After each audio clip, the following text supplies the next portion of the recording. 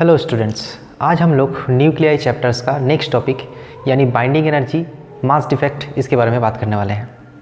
हम लोग आगे जाके देखने वाले हैं कि न्यूक्लियर स्टेबिलिटी मतलब कौन सा न्यूक्लियस कितना ज़्यादा स्टेबल होगा वो बाइंडिंग एनर्जी के ऊपर डिपेंड करता है। इसीलिए इसको समझना बहुत ज़रूरी है। What is binding energy? कोई भी एक न्यूक्लियस है, न्यूक्लियस क्या होता है? स्टेबल न्यूक्लियस क्या होता है? न्यूक्लियस के अंदर जो न्यूक्लियस होता है वो एक दूसरे के साथ एक फोर्स से बंधा हुआ रहता है, जिसे हम लोग न्यूक्लियर फोर्स बोलते हैं। उसे भी हम लोग फर्दर स्टडी करेंगे। हाल फिलहाल हम लोग मान लेते हैं कि उसके बीच एक फोर्स है और उसी फोर्स के चलते वो लोग एक साथ है, वो एक दूसरे से दूर नहीं भाग रहे हैं।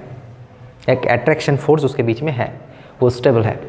अगर उस न्यूक्लियस के जितना भी मेंबर्स है, न्यूक्लियस को तोड़ के उस मेंबर्स को अलग करना, हम लोग अलग करने की कोशिश करेंगे तो बाहर से क्या देना पड़ेगा? एनर्जी देना पड़ेगा। मतलब एक न्यूक्लियस को तोड़ के उसका सारी मेंबर्स को अलग अलग जगह पे भेजने के लिए, सेपरेट करने के लिए जितना अमाउंट ऑफ एनर्जी बाहर से देना पड़ता है उसे हम लोग बोलते हैं बाइंडिंग एनर्जी।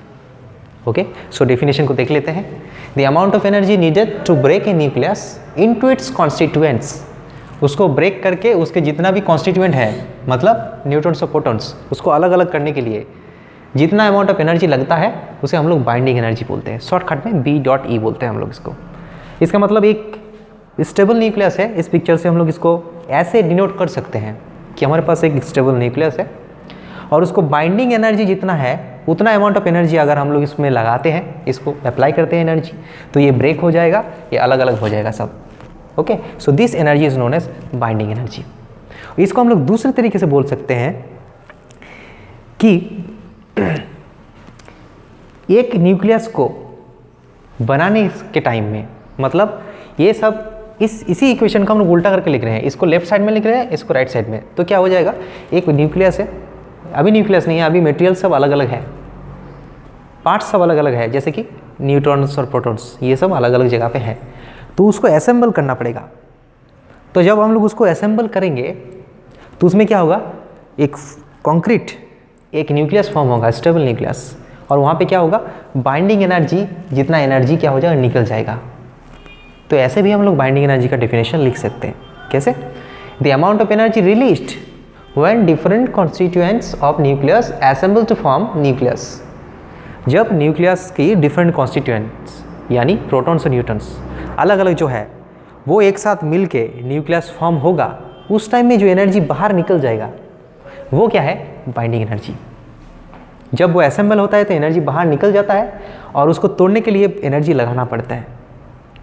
ठीक है, असेंबल होता है तो एनर्जी क्यों बाहर निकलता है?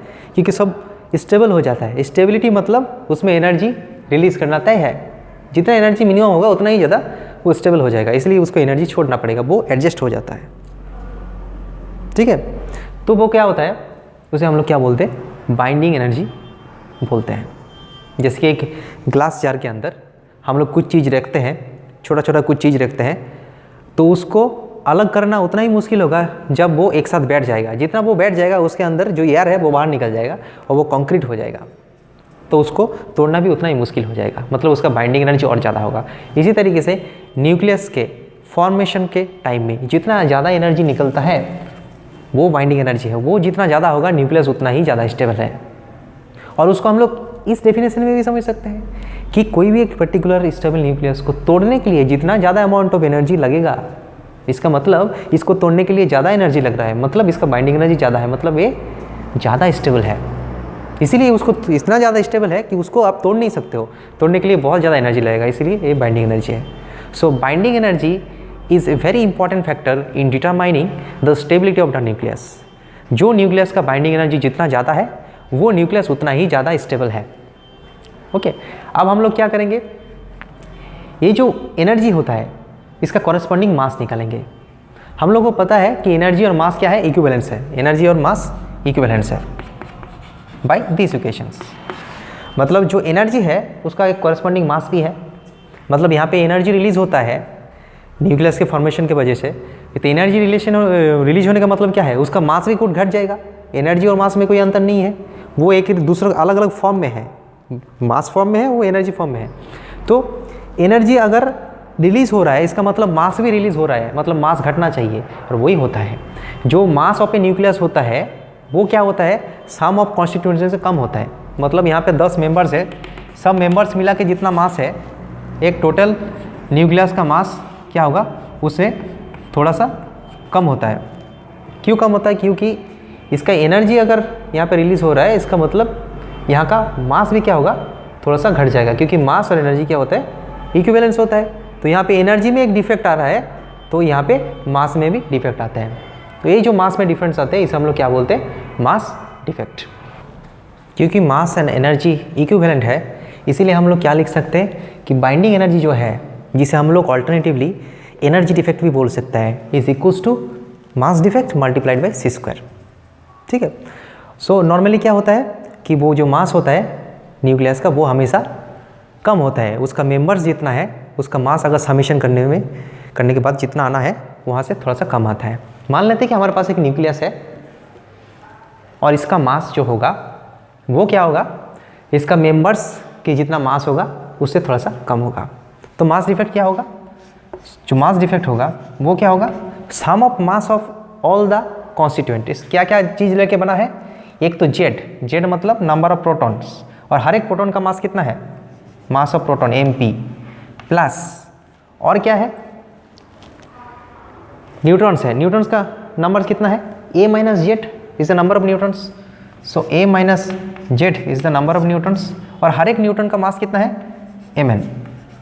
मास ऑफ प्रोटॉन और मास ऑफ न्यूट्रॉन थोड़ा सा अलग होता है, यहाँ पे हम लोग अलग अलग मान रहे हैं लेकिन उसको सेम मान सकते हैं, उसमें कोई दिक्कत नहीं।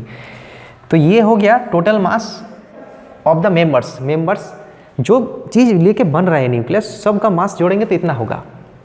तो लेकिन उससे कंपेयर में जो न्यूक्लियस का मास होता है, मास ऑफ न्यूक्लियस, वो क्या होता है, इससे कंपेयर में लेस होता है। जनरली वो नहीं होना चाहिए था लेकिन वो होता है। क्यों, बाइंडिंग एनर्जी की वजह से, क्योंकि एनर्जी रिलीज होता है मतलब मास भी घटेगा। एनर्जी कहाँ से आता है, मास से ही आता है, मास और एनर्जी इक्विवेलेंट है। तो ये जो मास डिफेक्ट होगा इसके साथ हम लोग मल्टीप्लाई करेंगे सी स्क्वायर, तो वो आ जाएगा बाइंडिंग एनर्जी। हाँ, यहाँ पे क्या कर सकते हैं हम लोग, इन दोनों को अगर हम लोग सेम मान लेते हैं तो ये ऑलमोस्ट क्या हो जाएगा, ए मल्टीप्लाइड बाई एम हो जाएगा। ठीक है, ये अलग है, इसको थोड़ा सा अलग डिफरेंस करते हैं, कैपिटल एम देते हैं। Capital M is the mass of the nucleus. Okay, तो ये ऐसे भी हम लोग इसको लिख सकते हैं। So this is the mass defect and this is the binding energy. Binding energy equals to mass defect multiplied by c square.